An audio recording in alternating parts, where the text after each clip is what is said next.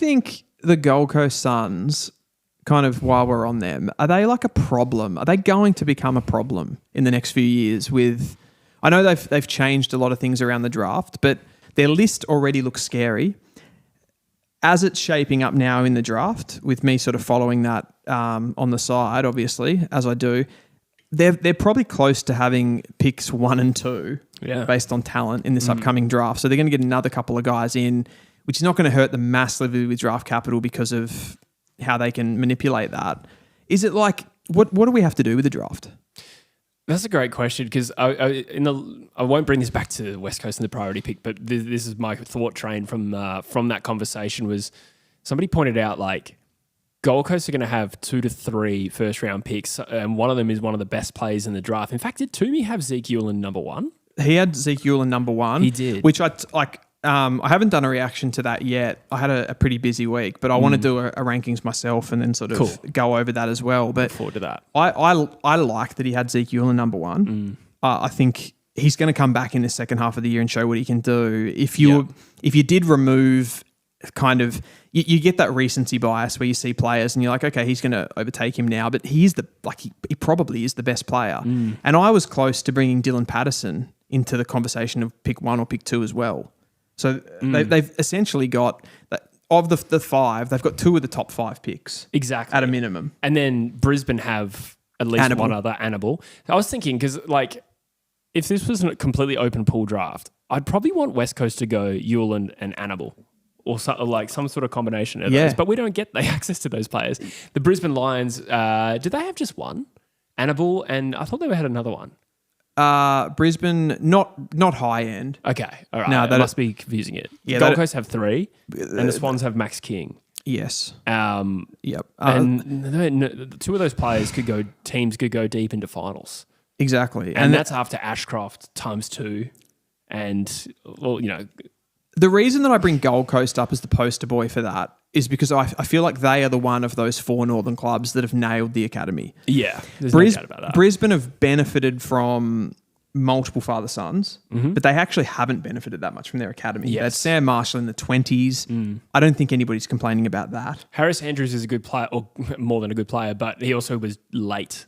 Late in the draft, so that you probably wouldn't say that came from an academy advantage. Yeah, if somebody went early enough, they probably would have passed on him. Yeah, exactly. Potentially. So, but I get your point. Yeah, for them it is generating so much talent that now they're getting to the point, and in combination with the AFL sort of tightening the rules on points matching and stuff, that I think it's a good outcome for the league if we start seeing Gold Coast maybe take Zeke Uland and Patterson. And maybe Adensall has to go into the open pool. If we start getting more occurrences of that. I think that will happen. So I don't think there's any chance that the Gold Coast Suns take Adensall. Okay. And he's a pretty good player. But I just feel like they've accumulated so much midfield talent with the likes of Rogers and Lombard. They'll get, Uland and Patterson, who are probably more outside, but they're, still mids. But they don't even have to... a guy like Adensall now, it's almost like, well, we don't really... Yeah.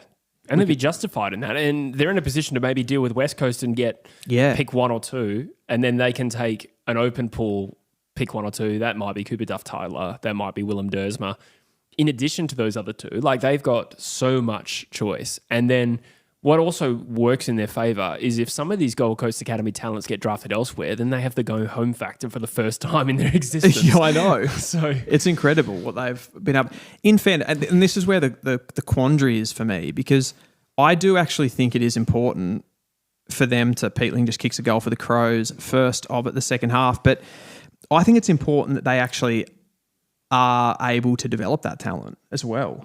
It's important for the league. I don't really know what to do here. People come in and say, leave the top 20 free, but that is going to have an effect on what the northern clubs do with their academies, because they're not going to be... It's not as highly incentivized for them to produce them, to cultivate them, I suppose. So the things that they have done, right? So the AFL this season, from 20% reduction to 10% on the DVI match. So usually when you match on a top 20 or I think it's a top 20 pick or a first round pick, you get a 20% discount. No friggin' idea why that exists. But that's dropping from a 20 to a 10. I don't know why that can't drop from a 20 to a 0. Yes. Yeah. You get it. You now get a 10% discount. Yeah. The new DVI will see points attached to only the first 54 picks, and currently it's the first 73. So now you can't bank those picks between 50 to 70 to be able to get it done. There will also be a change to the deficit limit. So as it stands as well, and this is probably the one that people know the least, I reckon. Yep. You can go into deficit. Yep. At the moment, Fremantle did that once. They did. I think they got punished. They actually went in and got punished, didn't they? By punished, they copped a deficit on the following year's first rounder, went back a few spots. Right. Yeah, right. that definitely happened a few years ago. I think it could have been Liam Henry. I can forget the year because Liam Henry was an NGA. That's right. Yeah, I do remember that. Yeah. But yeah, that ability to go into deficit if you have to, and then you can probably move a few things around is probably the main thing there. But yeah, I don't know. It's a really delicate situation, I would say, right now. Yeah, I don't have an answer. I think you hit all the right talking points there. I think you're right. We don't want to disincentivize the cultivation and development of talent from a rugby region as well. And the AFL's not going to do that either. So perhaps tightening up these controls, maybe place more of a premium on the top 5 rather than even the top 20, or just, tinkering with the points values and stuff like that is probably the way to go. And this will be the first year we see it. It's a really good test year, actually, because there are so many academy talents. So we can really test the effect. How much pressure does this put on Gold Coast, who are going to finish, say, top 5? If they can get 3 top prospects in the first round, hypothetically, and Zeke Hewland as a top 5 prospect, let's say, and have finished 5th and don't go into a major deficit for next year, then it's probably still not difficult enough. No, I totally agree. And that is also factoring, though, they do hold Port Adelaide's first rounder. But this is the thing, right? So they do hold Port Adelaide's first rounder. They hold somebody else's first rounder that I can't think of off the top of my... Is it Western Bulldogs? Maybe. I can't remember. They hold 2 that aren't their own. Yes. So they've got 3 in the first round now. So yeah, they're already they've kind of already won because even if you take it off them, they've got all these picks that they've accumulated over years of having academy picks because they're always able to kick them into the next year. Yes. So they traded away their first pick last year and they got Lombard, which means now they've got 3 picks in the first round this year. So it's kind of, they've already got you. Yeah, exactly. So yeah, to underscore that conversation, I think it's probably not worth abolishing the academy, but just making it tougher, particularly in an era where now Gold Coast, who routinely are putting out top end talents through their academy, if it's still easy for them to get all of these players, I think it's a great outcome for the competition if some of these players have to go open pool. So yeah, if that starts to happen, then we're definitely on the right track. Do you think there's any chance they go to a system where the northern clubs are outside the draft? That is probably happening one day. That's where I feel the Gold Coast obviously gets smashed by opposition fans for it because they get the most. They compromise the draft the most, right, with their academy. But they also should be praised because Sydney, Brisbane and the Giants haven't really cashed in on that. Obviously, whatever the Gold Coast are doing is really working. Yeah. The way that they've set up their pathways and stuff. That's very true. Yeah. In some ways, the league should be, and opposition fans on some level should be going you're bringing better players into the game. We just need to find a way that this is still incentivized for those clubs, and that's why I'm kind of I'm going down that path of actually, is there a world where they would produce enough talent that they could be self-sufficient? Yeah. See, it's a tough one because then there's also some not ideal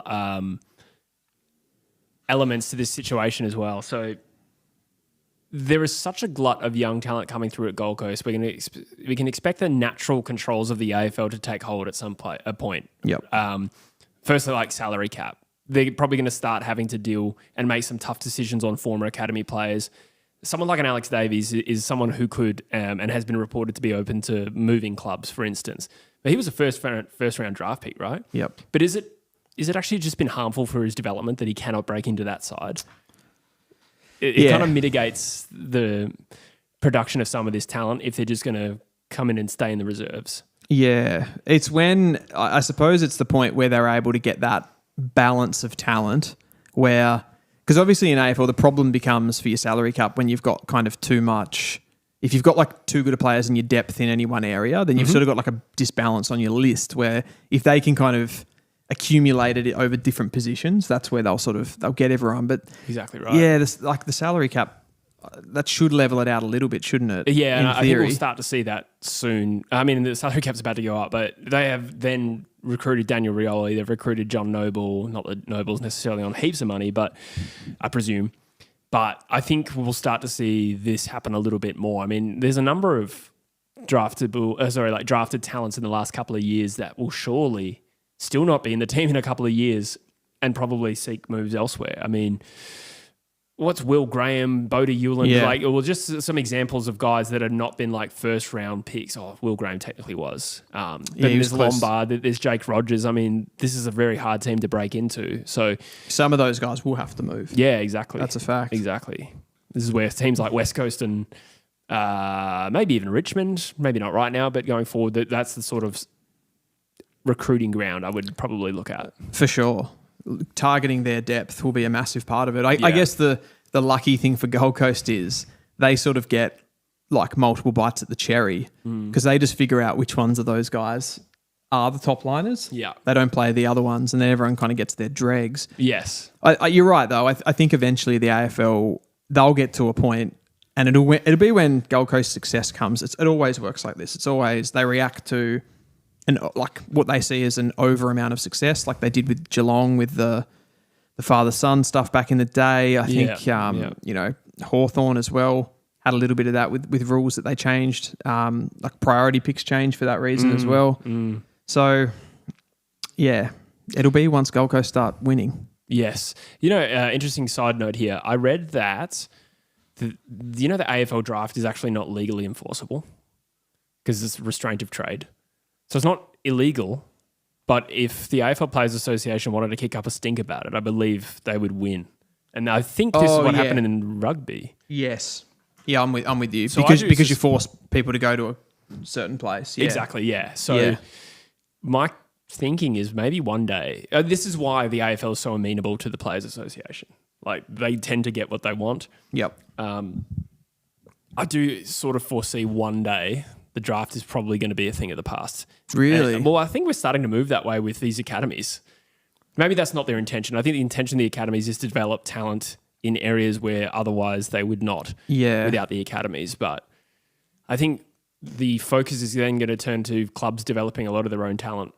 And like I said, it really requires like the Players Association being unhappy with these draft outcomes. I mean, this is why you hear about young draftees making it clear but unclear that they don't want to go to certain clubs. It's the AFL can't actually do anything about that. What do you think that'll do though? If that was to come to fruition, like, do you think that will ruin the competitive balance of the league? Because obviously there's more of a manipulation factor of like wealthier clubs being able to make better talent. There's the zone as it stands anyway. Like currently, it's kind of off zoning.